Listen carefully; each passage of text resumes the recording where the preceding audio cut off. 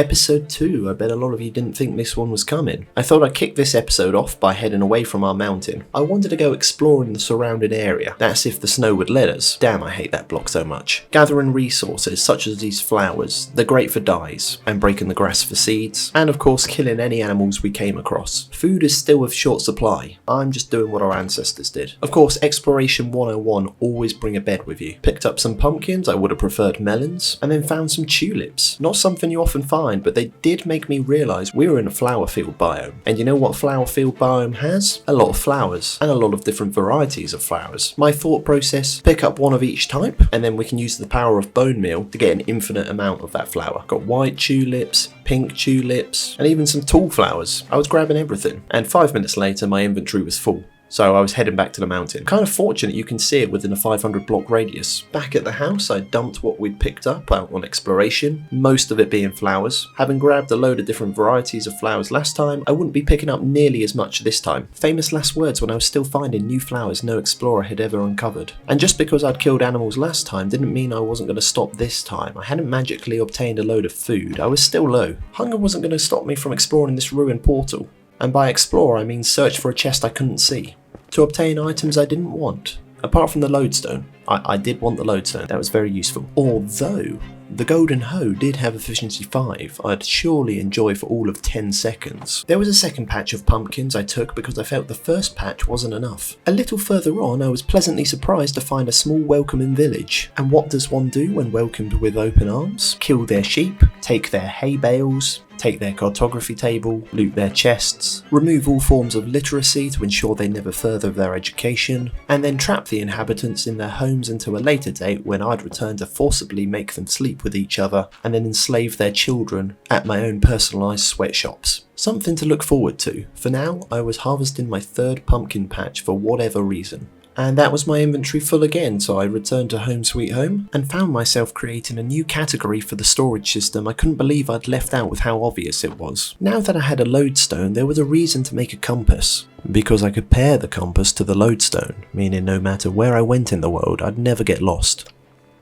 And with the power of orientation now in my pocket, I felt safe to go out on our third exploration trip. Planning to go far enough away, our mountain would disappear from sight and seemingly so too our sense of direction. But why does it matter not knowing which way home is, when you have copper? The material I always insist on telling you guys I never do anything with. Boundaries being pushed, we came to a cherry grove biome. The most notable thing being the trees, being a new wood type we'd be able to build from, though they are kind of awkward to chop down. It's a good thing I don't work at Mojang, because if it was up to me, every tree would be like a birch tree. The only difference being the wood type. Sounds bleak, but they'd be easy to cut down. You know what's better than cherry trees? Apparently pumpkins, because I took a fourth patch for a reason I can't decipher. I also found a second village, that was cool. This time I vowed to be on better behaviour. Yes, I still took all hay blocks I came across, and yes, I looted all chests and items I came across, including this stone cutter, this smoker, and this smithing table. But I did leave the villagers free to roam their village, choosing not to imprison them. Yeah, the village was now void of any resources, but it was a much better fate than what I had planned for the villagers at the previous village. What was the plan for the pumpkins I continued to pick up? I really couldn't tell you. Fast forward a little and I found myself stood on the edge of village number 3, shockingly picking up our first sugarcane of the world, but then going back to business as usual, picking up all hay blocks within the village, then taking any crops I found, which, similar shock to the sugarcane, was the first patch of crops I'd found in any of the 3 villages so far, giving us access to beetroot, carrots and potatoes. The bundle, which I'd always viewed as a knockoff shulker box, came in surprisingly handy, storing away the loose odds and sods, freeing up our inventory to take a little bit more stuff. But it was becoming a squeeze, and with each item took, my ability to continue exploring lessened. We all know the feeling, because when you're out and about, there's always a way to fit one more item into your inventory. This bundle I found here, for instance, was the lifeline this trip needed to continue that little bit more. Good thing too, because I found a brewing stand. I'd also been telling myself to hold out for the nearby acacia trees, my mind being blown by brown chickens with brown eggs instead. This is the first time seeing them up close and personal. But I did manage to pull myself away from the local wildlife to chop down a few trees. It wasn't the wood I was overly concerned with, it was the saplings would be able to take home, granting us the ability to grow the wood whenever we wanted. Although I did get distracted by a Moo Moo variant, I think these guys look so cool. I don't know if this is a hot take or not, but I prefer them to the original. At this point my inventory was officially full, and it was time to turn back with the help of one highly useful compass. Yet still I found space for more orange melons. Good thing, because otherwise I might not have been able to pick up this patch I found a little further on. What would I have done? Eventually it was home sweet home, and I could get on with the most satisfying task of all, hoarding away all of the new resources we now had access to thanks to our trip away. Some of the useful job site blocks taken from the villagers were put into the corner for us to use when needed, and a small chest put in place with items to take when next exploring, like the compass and a bed for example. Outside the house, I think it's about time I talked to you about what I want this episode to be focused around: building a greenhouse. Now there's a large amount of space in front of the house that would be the obvious choice, but then it would block our front view of the house, and I didn't want that. The general consensus of myself felt it would be better placed to the side of the house. However, there's a lot of terrain blocking the way, so dimensions were marked out for the size of the area I wanted to excavate until it was as flat as the land my house sat atop. Moving forward, when it comes to building in the mountain, I'm going to try and build around the terrain and even try, the key word being try, to incorporate it as part of the design. Try and keep in mind that building is a very new skill I'm attempting to level. Expecting me to accommodate for the uneven terrain is asking a lot. Still, just know, on future builds, excluding, as said, this greenhouse, I will give it a go instead of just flattening the land. Otherwise I'm going to be getting rid of this entire mountain, and that kind of defeats the purpose of building up here in the first place. With a lot of excavation ahead of us and having experienced how slow going it was in the first episode, I crafted a few iron picks to hand. First having to remove the snow that plagued my life, which I just used stone shovels for and worked just fine, despite ironically burning through them at an unprecedented rate. It was no wonder we filled our snow chest to the very top, having to move most of it upstairs into the overflow storage. Once the snow was removed, the real excavation work could begin, and using the iron picks comparatively felt like upgrading from walking to cycling. The difference was huge. But a plus of excavating a good chunk of terrain were the ores we uncovered along the way. A minus, on the other hand, were the iron picks hadn't lasted long, so I had to make a good few more. And just for anyone wondering, we'd gone through 106 stone pickaxes and 48 stone shovels since the start of this world. That's a lot. Usually I never hit numbers this high because normally by now I'm on diamond gear, or better. If we were going to continue crafting and breaking iron picks at this rate, we might see their numbers rival even that of the stone tools, though maybe not on second thought. I didn't have the iron for that. I don't know if I've mentioned at all. I feel like I have, but that might have just been in my head. But I love the aesthetic of the snow falling. It really does cement the immersion of being in a different climate. What I don't love is the layer of snow it leaves behind. Common sense it would happen, I know. I just wish it didn't. A bit of time later and back to stone tools in my hotbar because I couldn't afford to keep breaking the iron tools, and the site had been fully excavated, supplying us with a lovely flat bit of land ready for development. Although from the other side it didn't look very big, and that got me thinking the space wasn't large enough for the greenhouse I wanted to build. And you know what that led me to do? You can already see it on your screen, so you already know what I'm going to say. Map out further dimensions for an excavation expansion. So once again we were back to excavating the new space, using stone tools for this time for the reasons stated before. Maybe deep down I actually wanted to do this as a way to procrastinate and not start building, as that's what I found difficult versus the mindless breaking of blocks I could zone out to. The newly expanded area was much more to my liking. I could foresee us needing stone this episode, and shockingly to no one we were always acquiring the stuff, so I chucked a load of the cobblestone into the auto furnace, and the stone I already had from the last episode was converted into stone bricks. And then it was over to the site of the greenhouse. It was going to be the main block used for the building of the greenhouse layers, and right from the get-go, it was apparent I didn't have enough. Hence, I suppose, why we chucked a load of cobblestone in for cooking while we're out here working. The dirt were placeholder blocks for where I wanted the crops to be planted. I say placeholder because I was planning to move them up a block in height, though I decided against having a middle plot, instead opting for a walkway. All things that would require a hefty amount of blocks for this stage of the game, and while I knew I didn't have enough stone bricks, once they were all placed I'd get a better idea of the scale of the greenhouse I was wanting to build and how many blocks that might require. Unfortunately, my grandiose visions of the place took me slightly off the side of the mountain, very aware that one slip or sneeze would mean my certain death and the end of yet another hardcore series. And dying due to building a greenhouse is not something I wanted on my portfolio. my portfolio being my gravestone. The foundation layer of the build took way more stone bricks than I'd been expecting. It's not an issue because of the amount of excavation I'd been doing, but it was a surprise. And I don't like surprises unless they're in the form of shiny green emeralds you may have noticed floating in the air. I'd uncovered them when clearing the area, and as I said in episode 1, wanted to leave them until I had silk touch. However, they were right in the way of the build, so with a heavy heart, I mined them.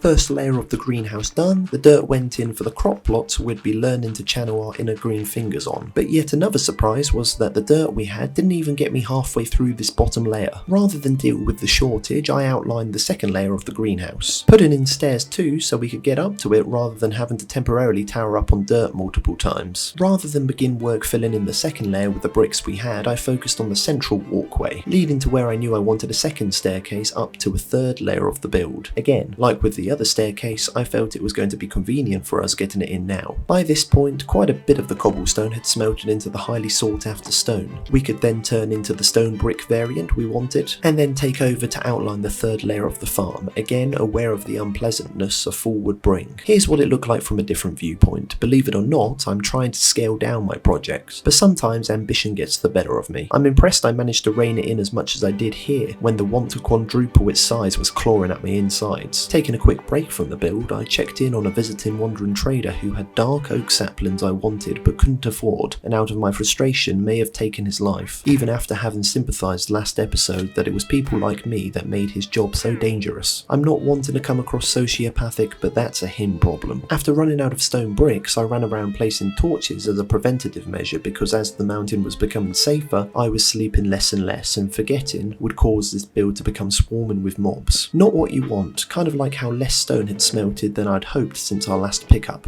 I could see I was going to have to do something else while I waited for more of them to cook, because unsurprisingly I ran out of stone bricks halfway through the second layer. It came in the form of dealing with the dirt shortage, taking me down the mountain, known for snow and stone, not the dirt I wanted. A nearby plains biome offered the perfect place to grab as much of the stuff as needed, which for me was as much as I could pick up. On a side note, I don't know how far I'd been intended to travel to have brought the compass along. Seemed a bit extreme when you could see our mountain from anywhere within a few hundred blocks. Overly cautious I think, and after my shovels had broke I'd collected almost 10 stacks of dirt. I'd been fairly confident that would get most of the farm done. Naive, because 6 of those stacks alone went into finishing off the ground layer. Taking inspiration from the small scale farms of the villagers I'd met, I put logs around the plots, visually making quite a bit of a difference. A small addition, but enough of one to make it not seem like there were rows of randomly placed dirt. With the first layer of the farm complete for all intensive purposes, I crafted a bucket to collect water from the shoreline to create an infinity pool so I wouldn't need to descend the mountain every time I needed water. Convenient because that's exactly what I needed, and while it's here, let me draw attention to the gold block in my hotbar. You see, when I descended the mountain for the first bucket of water, there'd been a nearby ruined portal with a gold block on top I took, and also a chest with most notably another lodestone. Once the trenches were all filled, trapdoors were placed on top of the water, as I always did, for torches to be placed on top, not only for mob spawn prevention, but also so the crops would continue to grow during the night. Though somehow a creeper snuck up onto my mountain from somewhere, that was worrying. Worrying enough that I planted sugarcane as a distraction. The greenhouse isn't intended for sugarcane, but with not having enough crops to populate the space, it's temporarily a perfect opportunity to boost our sugarcane numbers. With the blocks now being near to water, I didn't have to worry about the dirt unhoeing itself, if that's the terminology, as it does when dry, and then planted all of the crops we'd acquired from our travels. It's humble beginnings, but now we had a sustainable source of food and fuel for bone meal, of which it would only grow in size. Back inside our home, the auto smelters had burned through another good chunk of the cobblestone, and so placing stone bricks could recommence, now filling in the dimensions we'd already set out for the second layer. Like I said, we didn't yet have the crops to fill this farm, but we all know with frequent harvests that was going to change. I made it to halfway through the top layer before I ran out. Pretty good going. So once again I left the mountain, shovels in hand, this time to visit the local beach. What's a greenhouse without glass? I'll tell you what, a fakery, and I'm not spending all this time to build a fakery. On my way back from the trip I ran into pillagers and had to to use my body as a shield for the arrows that would otherwise hit my body. Doesn't make sense, I know.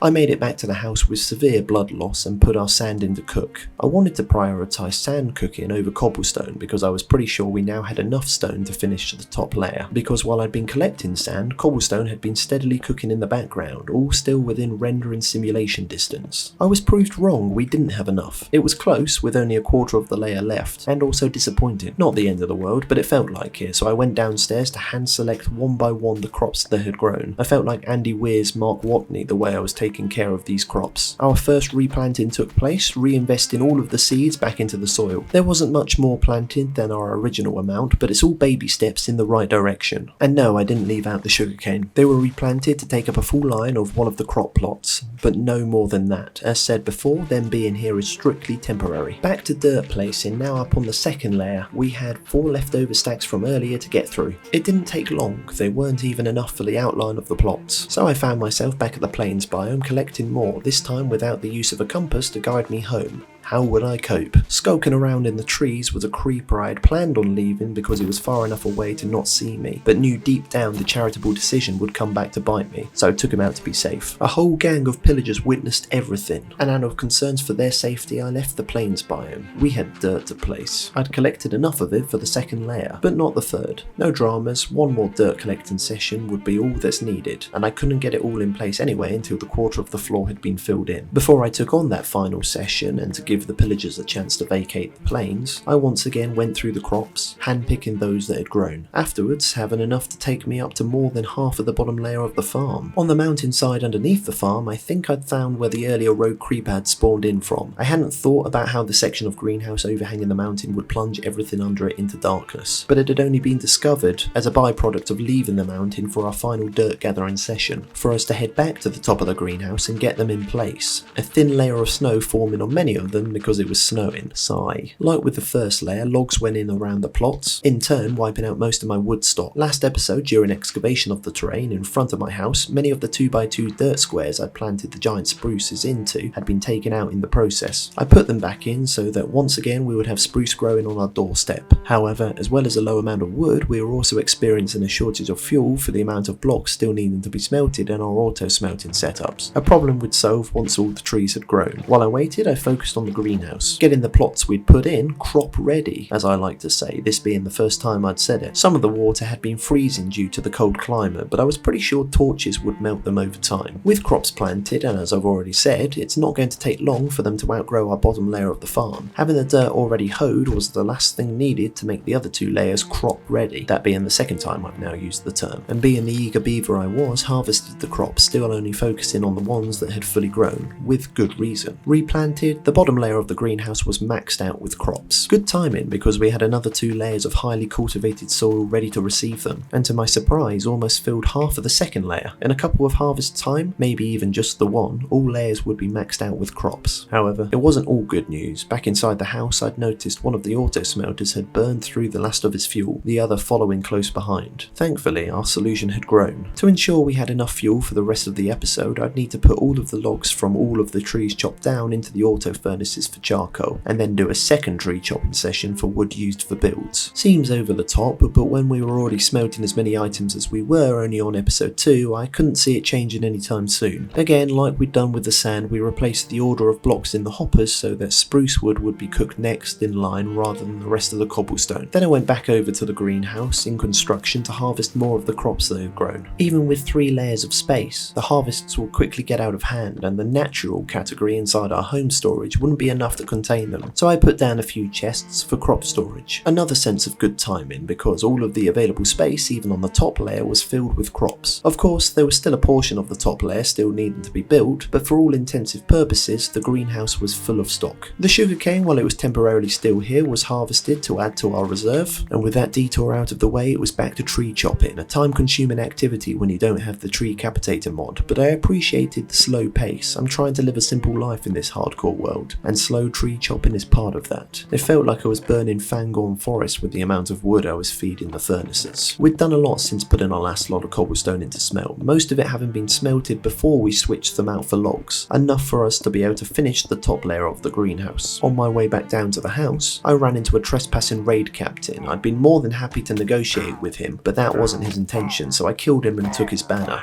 mounting it on the front of the house for all future cold callers to see. They weren't welcome. Saplings were once again put into the dirt patches now intended to chop the trees to replenish our wood stock, seeing as we'd burnt all the rest. Any leftover saplings went into the auto composting setup to start building up bone meal supplies for when we needed the stuff. By this point, the sand we'd put in earlier had finished cooking, transforming into beautifully formed glass. We could then use at the greenhouse. The main material I wanted to construct the building from, the walls and the roof that is. Then we'd do as we'd done with the foundational spruce box of our house, add to it until it looked good. Good being subjective and a low bar at that, because I was the judge. Here's a look after the first layer was filled with glass to give you an idea of what it looks like at the moment. Don't be misled into thinking it'll look like a glass box with crops inside, because it won't. Or it will for a short period of time, but by the time I've finished with it, it won't. I ran out of glass on the second layer, roughly at the halfway mark of the build. Good to know for the sort of quantity of sand we'd need to go collect. Not wanting to sound like a broken record, but the crops had grown again. This time not hand-picking which ones would be good to harvest, seeing as 90% of them had fully grown. On the top layer of the farm, I'd forgotten to place torches on the recently filled in section, and so an armoured skeleton was waiting for me. My answer, push him off the edge. It was clear to me the crop storage I'd put in wasn't large enough, expanding it to 3 chests worth of space per crop/seed, even adding a single chest for hoes, because I'd often accidentally hit the spacebar for jumping and I'd never have a hoe on me to rectify the mistake. I wouldn't be expanding this again. Once it's full, any overflow crops would go into the composters for bone meal. Up on the top layer, I finally built the last crop patch, completing the top layer and bringing the greenhouse up to full capacity. With that done, the next big job at the greenhouse was getting that glass placed. It was hello once again to the beach, not for a holiday, but for business. Collecting sand for the greenhouse. One thing I've noticed when I've had bad tools is when I'm collecting a resource, for instance sand, because it's what I'm collecting here, I tend to pick up every block broken. However, when I get to the stage of maxed out OP netherite tools or even OP diamond tools, when breaking blocks, specifically insta breaking, I definitely don't do this, but instead pick up 99% of them, maybe even as low as 95% of them, but there's always been broken blocks hovering on the floor, and I never want to go back for them because by that point it's a waste of my time. The greenhouse kind of sticks out, doesn't blend in with the mountain very well. When I returned to the house, it was thundering, one lightning bolt away from my house going up in flames. There was a dirt block inside the house I was not impressed by, and Enderman must have been in here and dumped it. The sand collected down at the beach went into smelt, then it was back to the beach to gather more sand while the previous lot was cooking in case what I'd collected wasn't enough. Once gathered, sand went in to cook. For something to do while the sand smelted, I turned my eyes back to our crops that had once again mostly grown. By this point you'd probably been thinking a lot of the sand had smelted, where you'd be wrong. After having worked through the logs from before, the auto smelters had been working their way through the cobblestone. They needed emptying out and transferring into the overfill storage in the attic. So now we needed to find something else to do in the meantime, while I waited for the sand to get started cooking and hopefully mostly cook. And so it was back to tree harvesting. There was a wandering trader who I checked his trades with, I don't know why, because I couldn't buy anything due to having no money, so I killed him and his llamas for the leads.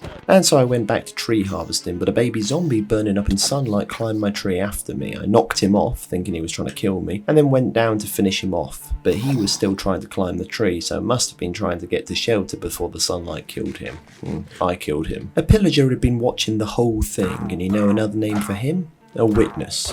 The logs collected, no surprise to any of you watching, went into the auto smelters. You can never have enough fuel. I think at some point I'll have to set up an auto bamboo farm or kelp farm to supply my fuel needs rather than having to put all of my hard-earned wood into cook all the time. But this is all part of the journey, and every episode our quality of life is going to see that little bit of an improvement. Back inside the house I switched up the order of the items in the auto smelters, prioritising the newly chopped wood because I wasn't going to have enough fuel to get through the rest of our sand. So it was still just a case of finding jobs to do in the meantime while I waited for them to cook so we could get the sand back on heat. No troubles, there was always something to do, like log chopping. Felt like I was always doing it, probably because a lot of the time I was. But here's proof of me putting what I'd gathered into my logs chest. They're not all turned into fuel. There was a lot of logs for personal use, and I still had more trees to chop down. Checking in on the smelted items, most of the logs had turned into fuel I could refeed back into the setup. And so while the auto smelters reconvened with their primary task of sand smelting, I went back to the greenhouse to yet again do another harvest of the crops. Farmers watching, don't get jealous of my quick fertilization times. It was getting to the stage of needing to add to the outside of the greenhouse build to make it a little more of a suitable piece of architecture when next to the house. And because half of the building was hanging off the side of the mountain, I needed to set up a temporary walkway around the build to prevent me from falling off the side of the mountain myself and dying a gruesome death of bone crushing impact. It was only 3 blocks wide, but it would do the job. By this point, finally most of my sand had become glass, and now that glass could be placed at the greenhouse. Unfortunately, that glass wasn't enough to finish the build, got half of the way through the roof. And I didn't think the sand remaining in the smelters would be enough to finish the roof, which was wild to me because we'd already taken 2 inventories worth of sand over to cook. And now we were funneling an additional inventory's worth of sand into the fires. It was so much sand that it attracted attention of an Enderman who thought he could trade a dirt block for the stock, and I wasn't going to be taken advantage of like that. And when enough of it had smelted, we were back at the greenhouse putting in the work. Thankfully it was enough to finish the roof of the build and all the glass that needed to be placed. And of course, because I'd spent enough time in the area, the crops had grown again, and so we were back to gathering them. I won't be harvesting this many times for episodes going forward, but seeing as the main focal point of this episode is the greenhouse, I don't feel guilty. And we got into the overflow levels with some of the crops that we were now able to put them into compost for bone meal, which was part of the reason I was regularly farming the crops for when we needed the bone meal. Now all the glass of the greenhouse had been placed, which was basically the entire structure of the build, I was now at the point of adding some oomph to it, if you know what I mean. And because the building is so tall, taking full damage wasn't an option for quick descent to the base of the build. A water bucket was needed. I started with spruce log pillars, similar to the house, and it had worked for that, so I figured it was a good place to start. I didn't have a vision in mind of what I wanted. I did try to water bucket back up the build for quick ascent as well as descent,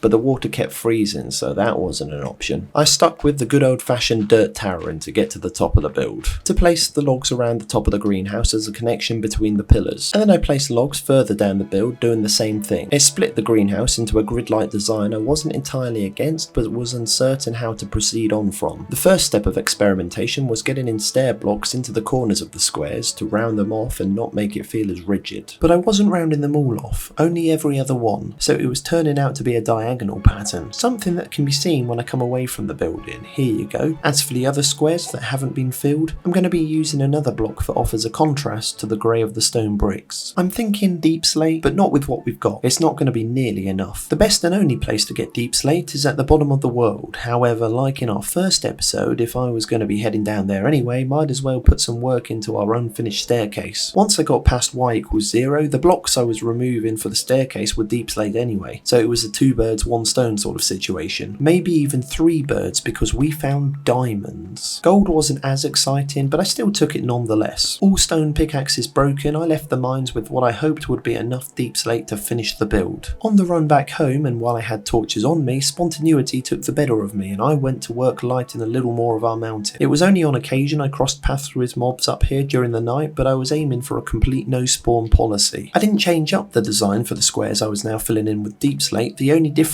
being the block of choice. Everything else was the same. Going back to my no spawn policy, an Enderman had found his way into the greenhouse and I knew he was dying to place a dirt block in the most inconvenient of places. It was a mere quick distraction and then it was back to work getting the deep slate bricks and stairs into place. Although there was an emerald on the floor I'd been wanting to leave, but seeing as it was going to be covered with deep slate, I knew I'd forget about its existence, so I took it as a freebie rather than saving it for the Silk Touch enchantment. The coal on the other hand was too useful to wait for Silk Touch, especially when you have a habit of burning through it. They were littered about like breadcrumbs, leading me into a cave with a creeper that was more than happy to blow up on me, alerting other mobs to come out of the darkness for me. One of them even made it into my general living area in the hopes of bringing this world to an end.